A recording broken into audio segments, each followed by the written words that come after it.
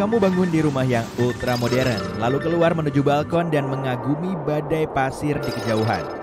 Badai yang seperti dinding berwarna kemerahan bergerak mendekat dan telah mencapai tempat parkir roket Starship-mu yang mengilap. Ketika badai mereda, kamu pun mengenakan pakaian luar angkasa, naik ke rovermu dan berangkat ke kantor. Tugasmu hari ini adalah memantau instrumen di pabrik ekstraksi air tawar. Malamnya, shift kerjamu berakhir dan kamu kembali ke rumah. Robot tukang masak sudah menyiapkan makan malam, kentang goreng. Tentu, kentangnya ditanam di sini, di Mars. Skenario ini bisa saja terjadi pada tahun 2050, bahkan bisa lebih awal lagi. Elon Musk berencana mengirim 1 juta orang ke Mars sebelum 2050. Sangat ambisius dan sangat sulit dicapai. Terbang ke Mars sangat mahal, juga memakan waktu dan penerbangannya terdiri dari beberapa tahap. Kita menuju ke landasan peluncuran, tempat Starship pertama sedang disiapkan untuk lepas landas. Roket ini terdiri dari 2 bagian. Yang pertama adalah booster super heavy. Benda ini akan membantu pesawat yang berat melawan gravitasi bumi dan meninggalkan planet kita. Boosternya akan membawa Starship ke orbit, lalu melepaskan diri dan kembali ke bumi. Pada saat itu, Starship akan melayang di orbit, menghabiskan hampir semua bahan bakarnya selama lepas landas. Langkah selanjutnya adalah mengisi ulang bahan bakar Starship tepat di orbit. Booster lepas landas lagi dari landasan peluncuran dan membawa bahan bakar untuk pesawat antariksanya. Starship masih kosong karena kita tidak ingin menghabiskan banyak bahan bakar untuk mengangkatnya keluar dari orbit. Jadi, sekarang giliran roket pendorong lain yang membawa muatan untuk Starship. Makanan, bahan bangunan, dan peralatan penelitian dimuat di ruang kargo. Akhirnya, semua siap. Pesawat antariksa kita akan memulai perjalanan panjangnya menuju Mars. Ini baru 1 pesawat yang diluncurkan. Tapi ingat, pesawat ini hanya bisa menampung 100 orang, sementara kita berencana mengirim 1 juta orang ke Mars. Angka ini hampir setengah dari populasi kota Bandung. Itu artinya kita membutuhkan setidaknya 10.000 kapal untuk seluruh misi ini. Juga lebih banyak booster untuk mengisi bahan bakar dan mengirim kargo ke orbit. Jika satu Starship berharga sekitar 112 triliun rupiah, misi ini akan menelan biaya yang sangat mahal. Kunci untuk memecahkan masalah ini adalah dengan menggunakan kembali kapal-kapal ini. Begitu kapal telah mengirim orang ke Mars, kapal itu harus kembali mengisi bahan bakar dan terbang kembali ke bumi untuk gelombang berikutnya. Ya, semacam bus luar angkasa lah. Masalah lainnya adalah waktu. Orbit bumi dan Mars tidak berbentuk lingkaran sempurna. Kedua orbit ini memiliki panjang yang berbeda dan mengelilingi matahari dengan kecepatan yang berbeda pula. Saat bumi dan Mars berada pada jarak terjauh, jaraknya sekitar 400 juta kilometer. Dan jarak terdekatnya, yaitu saat bumi dengan sempurna berada di antara matahari dan Mars, adalah 55 juta kilometer. Ini dia target kita. Setiap 26 bulan sekali, bumi dan Mars berada pada jarak terdekatnya. Jadi ini adalah waktu yang tepat untuk meluncurkan roket, guna menghemat waktu tempuh sesingkat mungkin, yaitu antara 6 sampai 8 bulan. Jika penerbangan pertama dijadwalkan pada tahun 2025, dan kita berencana untuk menyelesaikan misi ini pada tahun 2050, kita hanya akan memiliki 12 kloter saja. Sedangkan kita perlu meluncurkan setidaknya 833 kapal setiap kloternya. Masalah lainnya adalah ketiadaan bobot. Dalam perjalanan ke Mars, astronot akan menghabiskan lebih banyak waktu pada gravitasi nol dibandingkan di Stasiun Luar Angkasa Internasional. Tanpa gravitasi, otot manusia bisa melemah. Bahkan jarak antara tulang belakang mereka sedikit meningkat. Jadi, selama misi ini, astronot akan menjadi sedikit lebih tinggi. Sepanjang perjalanan, setiap anggota tim harus terus berlatih di gym agar siap bekerja keras saat tiba di Mars. Selain itu, akan dibutuhkan pula kapal kargo dengan manusia di dalamnya. Saat manusia tiba di Mars, mereka perlu membangun sebuah kota dari awal. Bahan konstruksi, peralatan, mesin. Muatan kargo yang dapat dibawa kapal Starship adalah sekitar 75 ton. Itu setara dengan 30 mobil SUV. Jadi, kita akan membutuhkan lebih banyak kapal untuk membawa semua yang kita butuhkan. Jadi, biaya seluruh misi ini bisa meningkat jadi 2 kali lipat. Tapi, ada cara yang lebih murah untuk mencapai Mars, yaitu melalui Gateway Station di bulan. Ini semacam stasiun luar angkasa internasional yang hanya mengorbit bulan. Stasiun ini juga memiliki banyak ruangan untuk astronot, area tempat tinggal, ruang penyimpanan, dermaga untuk kapal, dan unit penelitian. Intinya adalah jauh lebih mudah bagi sebuah pesawat luar angkasa untuk diluncurkan dari stasiun seperti ini, karena tidak adanya gravitasi. Sehingga kapal tidak harus menggunakan bahan bakar dalam jumlah yang luar biasa untuk meninggalkan atmosfer bumi. Hanya saja butuh dana 2,1 kuadriliun rupiah untuk membangun stasiun luar angkasa internasional. Sedangkan membangun Gateway Station bisa lebih mahal dari itu, tapi kita bisa menghemat lebih banyak uang nantinya. Pesawat ruang angkasa Orion yang relatif kecil akan membawa astronot dari bumi ke Gateway Station. Kemudian, setelah serangkaian persiapan, para astronot akan melakukan perjalanan jauh ke Mars. Yuk, sedikit dipercepat. Beberapa kapal pertama telah berhasil mengirimkan muatannya ke permukaan planet merah. Sayangnya, kita tidak bisa bersantai karena kita harus membangun kota dan mempersiapkan kedatangan kelompok orang berikutnya. Energi menjadi prioritas utama kita. Untuk ini, kita bisa menggunakan panel surya seperti di bumi atau pembangkit listrik tenaga nuklir. Langkah selanjutnya adalah membangun perumahan. Karena kurangnya atmosfer di Mars, tidak ada yang akan melindungi kita dari radiasi matahari. Jadi, pilihan terbaiknya adalah membangun rumah di bawah tanah. Lalu, kita perlu melakukan ekstraksi air. Ada lapisan es di kutub Mars. Kita bisa mengambil air dari sana. Kemudian, oksigen. Tanaman seharusnya bisa membantu kita. Ada banyak karbon dioksida di Mars yang bisa dimanfaatkan sebagai makanan bagi tumbuhan hijau sebelum akhirnya melepaskan oksigen. Yang harus kita lakukan adalah mengumpulkan oksigen ini dan menggunakannya untuk bernapas. Cepat atau lambat, makanan yang kita bawa dari bumi akan habis. Jadi, kita harus menanam tanaman pangan langsung di Mars. Langkah ini memerlukan pupuk dan rumah kaca. Setelah semua hal tadi berjalan dengan baik, tugas berikutnya adalah menghasilkan bahan bakar. Kita membutuhkannya untuk kendaraan di Mars dan agar roket dapat kembali ke bumi. Bahan bakar dapat diekstraksi dari karbon dioksida di atmosfer dan air. Semua ini harus dilakukan dalam kondisi yang asing bagi kita. Gravitasi di Mars 3 kali lebih lemah daripada di bumi. Kamu akan bisa melompat lebih tinggi dan mengangkat benda yang lebih berat. Tapi terpapar lemahnya gravitasi untuk waktu yang terlalu lama dapat membahayakan tubuh kita.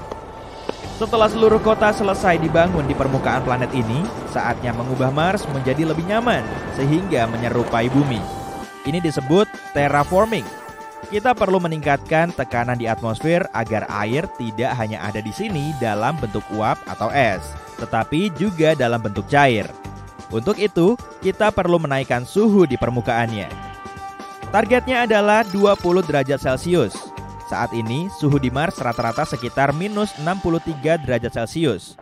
Lalu, kita juga membutuhkan lapisan ozon seperti di bumi yang bisa melindungi kita dari radiasi matahari. Terakhir, kita bisa mulai membuat biosfer, ekosistem untuk semua organisme seperti tumbuhan dan hewan.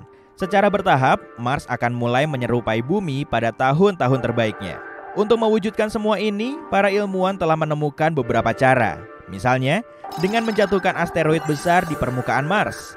Ini akan menghangatkan atmosfer dan membawa lebih banyak air dan gas ke sana. Planet ini juga bisa dihuni oleh berbagai macam bakteri. Di laboratorium di bumi, para ilmuwan telah mensimulasikan kondisi di permukaan Mars dan menemukan banyak bakteri dapat bertahan hidup di sana. Selama organisme ini bisa hidup, mereka bisa melepaskan oksigen dan gas lainnya ke udara. Selain itu, kita bisa membuat biodom, sejenis rumah kaca dengan kondisi yang nyaman. Kehidupan akan berkembang di dalamnya, dan tanah Mars secara bertahap akan cocok untuk makhluk hidup. Dan salah satu cara termudah adalah memanfaatkan efek rumah kaca. Di bumi, efek ini menyebabkan pemanasan global. Namun di Mars, emisi gas dari mobil dan pabrik dapat membantu menciptakan atmosfer. Jika semua berjalan lancar, dibutuhkan 300 hingga 1000 tahun untuk mengubah wajah planet merah. Ilmuwan lainnya mengatakan ini akan memakan waktu jutaan tahun sebelum akhirnya manusia dapat melepas pakaian luar angkasa dan masker oksigen serta menyebut Mars sebagai rumah mereka. Mars punya 2 satelit yang kita kenal sebagai Phobos dan Deimos. Selain bentuknya yang aneh, kedua satelit ini nggak punya keistimewaan. Tapi jangan salah dulu. Rupanya para saintis baru aja mengamati fenomena aneh di permukaan Phobos. Tapi mereka belum bisa ngasih penjelasan lebih lanjut. Kira-kira itu fenomena apa ya? Ada kaitan apa dengan sejarah tata surya kita? Kita cari tahu yuk. Phobos dan Deimos ditemukan oleh astronom asal Amerika Serikat bernama Asaph Hall. Nama ini berasal dari nama para dewa Romawi dan Yunani, seperti semua planet di tata surya kita. Yang terkenal misalnya Mars dan Ares sebagai dewa perang. Makanya, satelit Mars juga dinamai sesuai dengan nama kedua putra Ares, yaitu Phobos dan Deimos. 2 nama cantik ini sebetulnya punya makna nyeremin loh, yaitu ketakutan dan horor. Pada tahun 1971, teleskop Mariner 9 milik NASA mengambil foto Phobos dan Deimos untuk pertama kalinya. Kita jadi tahu kedua satelit ini nggak mirip bulan. Keduanya punya bentuk dan orbit yang aneh. Selain itu, cuma Phobos dan Deimos lah satelit di tata surya kita yang paling dekat ke planet induknya. Namanya juga anak-anak dari induknya kan? Meski jaraknya sangat dekat ke Mars, Phobos dan Deimos gak kelihatan jelas dari permukaan planet merah. Bentuk Mars yang bulat menghalangi Phobos dan Deimos dari pandangan kita. Meski diamati dari ekuator Mars, Phobos lebih kelihatan mirip asteroid biasa dan Deimos mirip bintang. Kedua satelit ini jauh lebih kecil dari bulan kita. Phobos dan Deimos adalah satelit terkecil dan paling redup di seluruh tata surya kita. Padahal, nama yang disandangnya termasuk tokoh besar loh. Tapi masih ada masalah yang belum terjawab. Para saintis melakukan rekonstruksi sejarah ruang angkasa berdasarkan jejak-jejak yang ditemukan di objek ruang angkasa. Adanya lekukan, goresan, dan retakan bisa ngasih tahu mereka peristiwa yang terjadi miliaran tahun silam. Selama bertahun-tahun, para saintis meyakini Phobos dan Deimos sebagai satelit kembar, seperti prototipe Yunaninya. Tapi kemudian, pengorbit Viking milik NASA merilis foto-foto baru. Saat itulah mereka menemukan perbedaan mencolok pada kedua satelit ini. Permukaan Phobos dipenuhi galur besar, berupa rangkaian lubang dalam yang memanjang dari ujung ke ujung. Lalu, apa yang harus dipermasalahkan? Lagi pula, banyak objek ruang angkasa juga punya galur serupa kan? Memang iya, tapi nggak ada yang sebanyak Phobos. Seluruh permukaan Phobos dipenuhi galur super besar yang panjangnya lebih dari 19 km dan lebarnya 200 meter. Bahkan, ada juga yang saling berpotongan. Ini menunjukkan Phobos telah mengalami banyak peristiwa ekstrim. Memangnya, peristiwa apa aja yang pernah terjadi di Phobos? Sebetulnya, para saintis nggak begitu yakin, tapi mereka punya sejumlah teori. Teori ini nggak cuma ngasih tahu kita tentang masa lalu Phobos, tapi juga bisa memprediksi masa depannya. Teori pertama, tabrakan asteroid. Biang kerok yang satu ini udah jelas banget. Di Phobos terdapat kawah besar Angeline Stickney yang berdiameter hampir 9 km. Nama kawah ini diambil dari nama istri Asaph Hall yang menemukan kedua satelit Mars. Jadi menurut teori pertama, Phobos pernah ditabrak objek luar angkasa hingga menyebabkan benturan keras. Lalu, peristiwa ini menghasilkan kawah besar. Dampak benturannya juga meninggalkan banyak galur di seluruh permukaan Phobos. Awalnya, teori ini sangat meyakinkan, tapi para saintis bisa mengamati titik lemahnya. Mereka sudah tahu semua galur Phobos nggak terbentuk di dalam kawah, tapi di sebelahnya. Jadi, galur tersebut nggak terbentuk oleh tabrakan. Lalu gimana dengan galur yang saling berpotongan? Memangnya itu cuma kebetulan? Para saintis melanjutkan pencarian mereka. Teori kedua, penyebabnya adalah puing-puing ruang angkasa. Nggak seperti teori pertama, teori kedua menyatakan bahwa galur Phobos nggak secara langsung disebabkan oleh tabrakan. Tapi begini kejadiannya. Ada objek yang menabrak Phobos hingga banyak batuannya terlempar ke ruang angkasa. Sebagian batuan lenyap di semesta dan sebagiannya kembali ke Phobos. Dengan lintasan yang sangat miring, batuan ini bisa menabrak atau melompati Phobos sampai jauh. Karena gravitasi Phobos sangat lemah, serpihan batu ini nggak bisa berdiam di permukaannya. Serpihannya terus bergerak ke sana kemari selama bertahun-tahun. Lalu terbentuklah galur yang saling berpotongan karena area tersebut terus dihujani batu. Meski cukup meyakinkan, teori ini punya kelemahan. Di Mars dan di permukaan kedua satelitnya gak ada bongkahan batu besar. Serpihan batu ini pasti terperangkap oleh gravitasi dan berdiam di orbit Mars. Atau mungkin menjadi bagian dari Phobos. Kalau teorinya memang begitu, kita pasti akan nemu buktinya di bawah lapisan debu. Tapi kenyataannya nggak begitu. Teori ini nggak menjawab kebingungan para astronom. Makanya, mereka terus mencari biang keroknya. Mungkin galur itu nggak punya keterkaitan dengan Kawastokni. Atau mungkin dipicu oleh hal lain yang lebih kuat. Jangan-jangan penyebabnya Mars sendiri. Teori ketiga, Mars jadi biang kerok terselubung. Kedua teori tadi nunjukin kalau Phobos dan Deimos awalnya menjadi bagian dari Mars. Lalu keduanya terpisah dari Mars dan menjadi satelit seperti bulan kita. Tapi gimana kalau kejadiannya nggak begitu?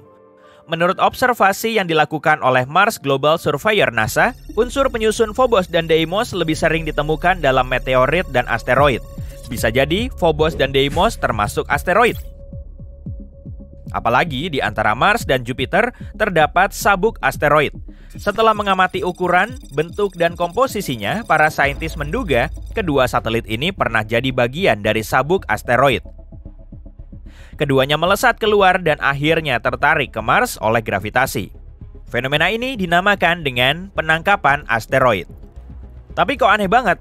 Meski penangkapan asteroid bisa aja terjadi, kedua satelit ini sudah melayang di dekat Mars selama miliaran tahun. Orbitnya juga masih sama. Selain itu, atmosfer Mars sangat tipis dan nggak bisa menangkap asteroid. Menurut teori, Phobos dan Deimos seharusnya sudah lama terpisah dari Mars. Tapi kenyataannya nggak begitu. Jadi, kedua satelit ini telah terjebak dan Mars mulai menghancurkannya. Plot twist banget kan? Dalam teori ini, Mars punya kekuatan jahat. Dengan merunut ke masa lalunya, kita bisa nemu sejumlah bukti aktivitas ekstrimnya di masa depan. Galur misterius di Phobos bisa disebabkan oleh kekuatan pasang surut antara Mars dan Phobos. Bumi dan bulan juga mengalami hal yang sama, sehingga saling mendistorsi. Tapi karena posisi Phobos terlalu mepet ke Mars, efek gravitasinya jauh lebih kuat. Artinya, gravitasi Mars lama-kelamaan akan menghancurkan Phobos. Tiap 100 tahun, jarak keduanya berkurang 1,8 cm. Ukuran Phobos juga menyusut sampai 2 meter, sehingga makin rentan dan lemah. Makin kecil ukurannya, makin besar dampak gaya pasang surutnya. Terbentuklah sejumlah galur dan goresan di permukaan Phobos. Dalam 30-50 juta tahun, Phobos diperkirakan akan menabrak Mars atau hancur menjadi serpihan batu kecil. Lalu, Mars akan memiliki cincin seperti Saturnus dan Neptunus. Makanya, Phobos juga dijuluki sebagai satelit Mars yang terkutuk. Semua itu memang masih teori, tapi dengan mengamati latar belakang Phobos yang super dramatis, kita jadi tahu dinamika objek luar angkasa. Dan dengan mendalaminya, kita bisa menyingkap lebih banyak misteri. Nggak cuma Mars, tapi juga objek lain di tata surya kita. Kalau kelak Mars bisa jadi koloni manusia, kita akan sangat terbantu dengan mempelajari Phobos dan Deimos ini. Semoga aja misi eksplorasi satelit Mars bisa menyingkap rahasia menarik yang masih tersimpan.